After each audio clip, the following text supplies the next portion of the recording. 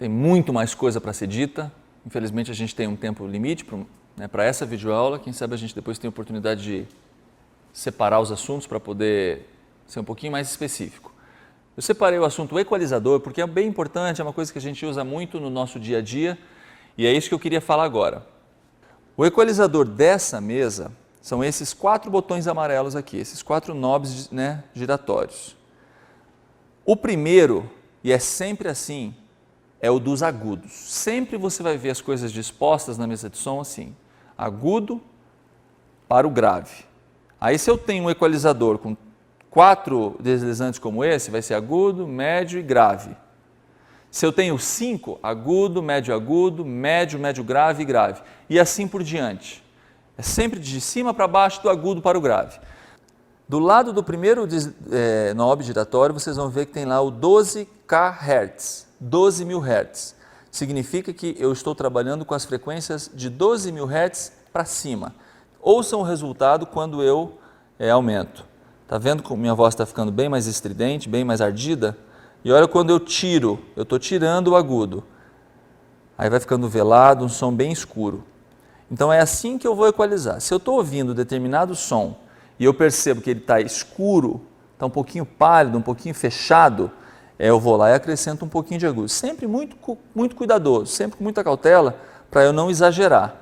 Então aí eu cheguei numa quantidade gostosa, está agradável, não está muito agudo, porque eu não posso exagerar nunca, nem para mais nem para menos, porque você vê, se eu exagero o agudo, olha só como fica muito S, fica ruim o som, fica ardido.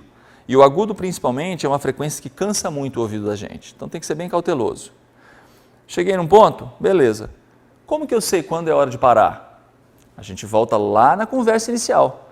Lembra que eu falei para vocês que a coisa mais importante é a referência que eu tenho? A hora de parar eu sei quando o meu ouvido diz que eu tenho que parar. O meu ouvido diz que eu tenho que parar de acordo com aquela referência que eu tenho aqui, na minha cabeça. Está agudo, está bonito, está gostoso? Então beleza. Se eu não sei onde parar, o que adianta eu saber equalizar? Por isso é que o mais importante de tudo é aquilo que a gente conversou no começo. Olha o resultado, aqui eu estou mexendo no grave. O grave dessa mesa, ele é ajustado em 80 Hz. Então, de 80 para baixo, estou aumentando agora com o grave. Olha como minha voz fica corpuda, mas ao mesmo tempo embolada. Eu estou tirando, olha como ela fica magra. Isso que eu estou fazendo aqui, você tem que fazer muito lá na sua igreja. Pega um dia à tarde, pega um microfone, fica falando nele e manipulando o equalizador para você pegar intimidade. Quando que é a hora de eu parar de mexer aqui? É justamente a minha referência que eu tenho. O meu ouvido que vai dizer, foi de mais, foi de menos? Quando que eu sei quando está bom? Não tem um medidor. O meu medidor está aqui. Então eu, ouvindo, vou dizer, agora ficou um bom peso, um bom corpo, não tem muito, nem tem menos. Deixei para o final uma particularidade. Essa mesa aqui, eu inicialmente tinha dito que tinha, eu disse que tinha agudo, médio e grave. Por quê? Porque o médio dela, a região ali do meio do nosso espectro sonoro, ela é composta por 2 botões. Esse aqui acrescenta ou tira determinada frequência e esse aqui de baixo ajusta qual frequência. Aqui eu tenho tudo calibradinho. O médio dessa mesa, ele é bem grande. Ele vai de 100 Hz, passando pelo 250, pelo 800, pelo 1700 para o 8000. Eu acrescento a frequência. Nesse momento eu estou acrescentando 800 Hz.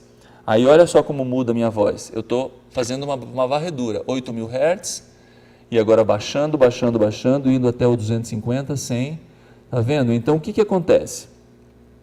Eu detecto pelo meu ouvido qual frequência está me faltando ou está me sobrando, e eu venho aqui e calibro através desse botão essa frequência, e aqui eu acrescento ou tiro o tanto que eu preciso dessa frequência. Tudo com relação à equalização vai depender do seu treinamento. É muito difícil a gente conseguir fazer a coisa ficar simples se você não tem o seu treinamento. O treinamento consiste em criar referência para você saber quando começar e quando parar. O treinamento consiste em você pegar um microfone e ir lá num salão da sua igreja, num determinado dia onde não está tendo culto, e ficar manipulando o equalizador, tanto com a própria voz quanto com algum CD. Você põe um CD para tocar e fica mexendo lá, para você ver justamente aquilo que você precisa fazer quando a situação real acontecer. Se você pega uma pessoa que tem uma voz que precisa um pouco de agudo, a hora que essa pessoa começar a falar, você vai conseguir verificar que você precisa fazer um ajustezinho no agudo. É uma coisa que você tem que experimentar, é uma coisa sua com o equipamento, é uma maturidade que você vai adquirir. Quando você tem essa maturidade, muitas dessas coisas são automáticas, você nem pensa mais, você segue o seu instinto, o seu ouvido. Mas inicialmente você tem que racionalizar um pouquinho e aprender a manipular o equalizador para você poder chegar nos resultados e principalmente fazer com que o todo soe bonito. A função da mesa de som é essa, é processar cada instrumento individualmente, mas principalmente gerar esse todo agradável e que possa convencer as pessoas que estão ouvindo o som que você está produzindo ou você está manipulando. A gente conversou sobre algumas coisas técnicas, algumas demonstrações, a gente falou algumas coisas na introdução a respeito da filosofia de trabalho, da necessidade de criar referências. E agora, nesse momento, eu queria também conversar a respeito de algumas coisas que são mais que fundamentais também para a qualidade do trabalho.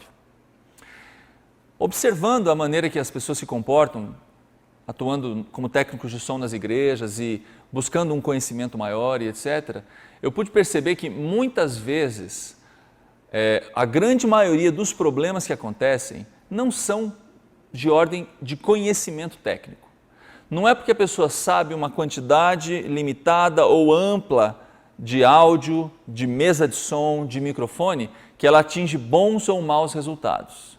Grande parte dos problemas que acontecem, ou das virtudes, das vitórias que as pessoas atingem, trabalhando com som, caprichando nas programações, fazendo com que o juiz de futebol volte a atuar, né, aquela pessoa que não aparece durante a programação, é por causa de cuidado, é por causa de disciplina, é por causa de algumas dessas coisas, dessas dicas que eu vou tentar passar para vocês aqui agora.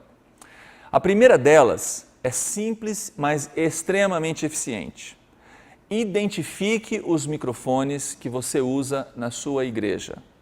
Use cores. Esse microfone é o vermelho, esse microfone é o azul, esse microfone é o verde.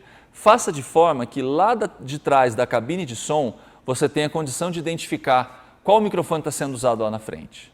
Se você fizer isso, à medida que a pessoa pegou o microfone na frente para falar, você já olha na sua mesa e sabe qual é o microfone vermelho. Aí você vai e levanta somente o microfone vermelho ou liga somente o microfone vermelho. Muitas vezes, o que mais acontece é que a pessoa pega o microfone lá na frente e o técnico não sabe qual microfone está sendo usado. Aí ele começa a levantar não só aquele, como outros. Aí você abre a possibilidade do risco da microfonia, você pode pagar o mico do pastor começar a falar e você não ter som ainda nele. Então você tem que tomar muito cuidado com esse tipo de coisa. E é uma coisa tão simples de se arrumar. Identifique com cores. Os instrumentos, identifica na mesa. Canal 20 é violão, canal 21 é teclado, canal 22 é guitarra e assim por diante. Não deixe que isso fique no esquecimento. Não confie tanto assim na sua memória. Porque pode ser que você fale assim, não, eu vou lembrar. Só que lá no meio você acaba não lembrando.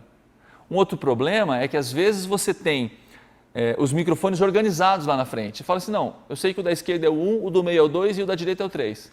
Mas só que a pessoa que pegou para falar acabou invertendo os microfones. E aí você já não sabe mais quem é quem na mesa de som e nos microfones. Então, identifique os microfones. Uma outra coisa legal. O que eu devo fazer quando eu estou na mesa de som trabalhando? Eu devo ficar conversando com o meu companheiro? Eu devo ficar no computador? Geralmente essas cabines de som hoje, né, o espaço do som não é mais só do som, é da multimídia.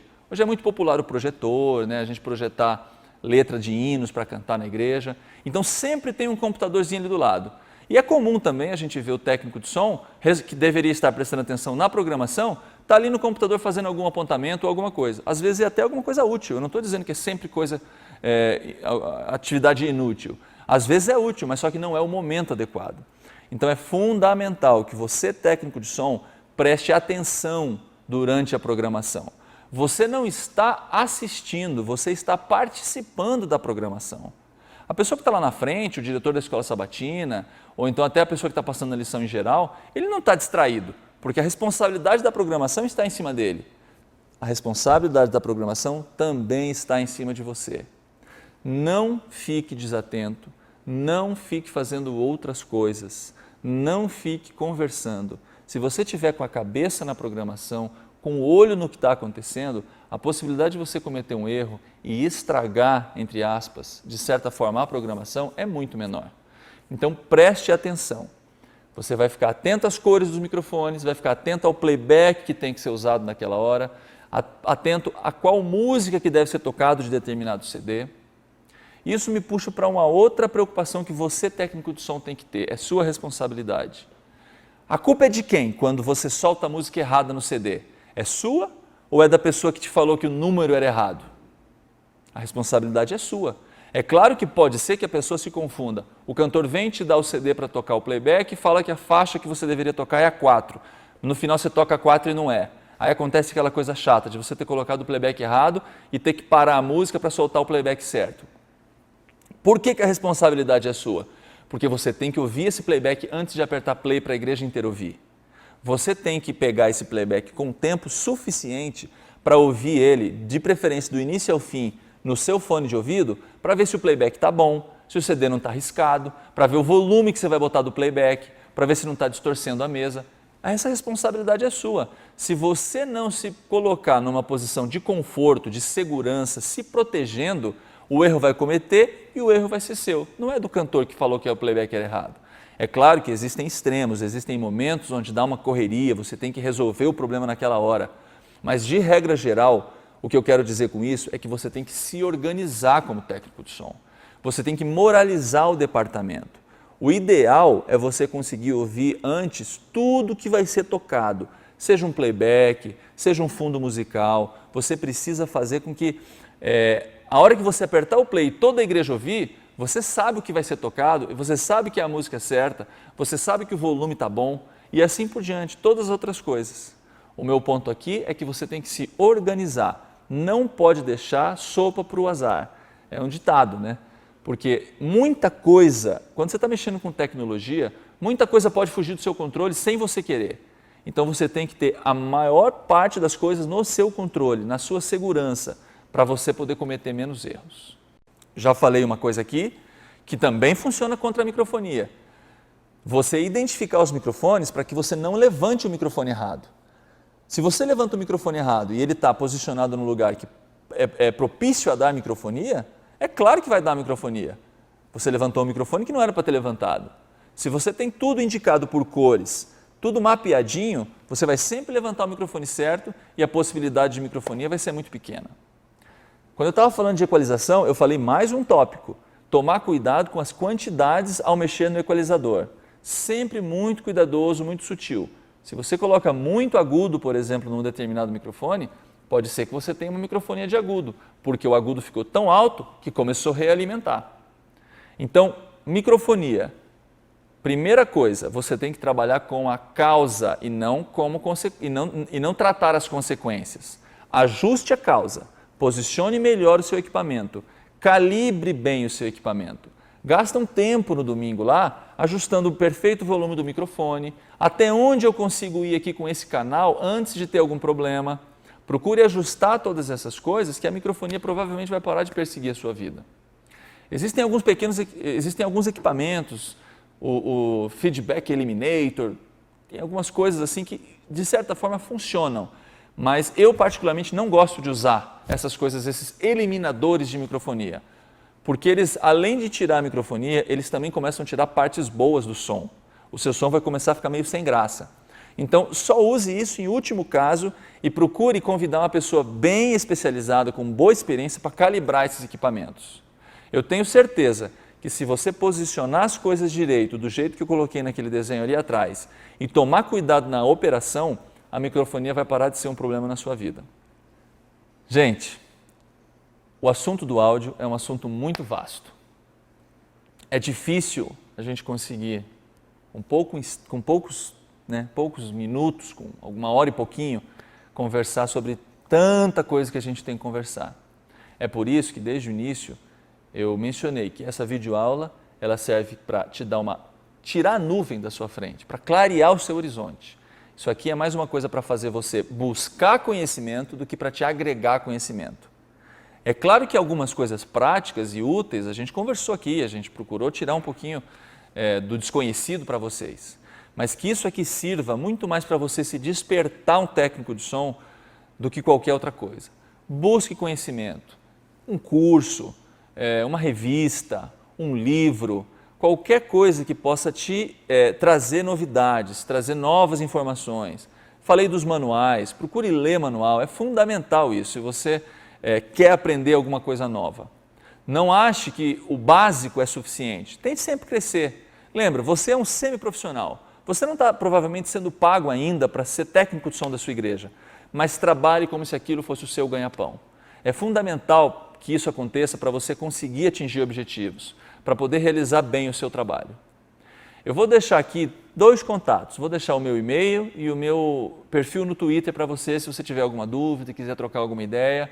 Dentro da minha possibilidade, como eu falei, o meu trabalho não é exatamente esse, eu sou um profissional de estúdio, mas dentro do que eu puder, eu vou poder tentar te ajudar, vou te tentar orientar de alguma forma. O e-mail está aqui embaixo, edsonsoperjr@yahoo.com.br e o meu perfil no Twitter é @edsonsoperjr. Para mim foi um grande prazer poder passar esses momentos aqui com vocês. Eu espero que isso seja de uma boa utilidade. Obrigado ao pastor Elmar Borges pelo espaço, pelo convite, de poder repartir um pouco do meu conhecimento, da minha experiência com vocês e que essa videoaula, que esse pequeno treinamento aqui possa ajudar você a atingir o nosso principal objetivo, que é ter uma igreja organizada, que é ter uma igreja com um funcionamento do sistema de som perfeito, para que o nosso culto seja uma coisa gostosa, prazerosa, tanto no aspecto musical, quanto na mensagem que a gente recebe dentro da igreja, como também no trabalho da sonorização, que é aquilo que a gente está fazendo. Muito obrigado e sucesso!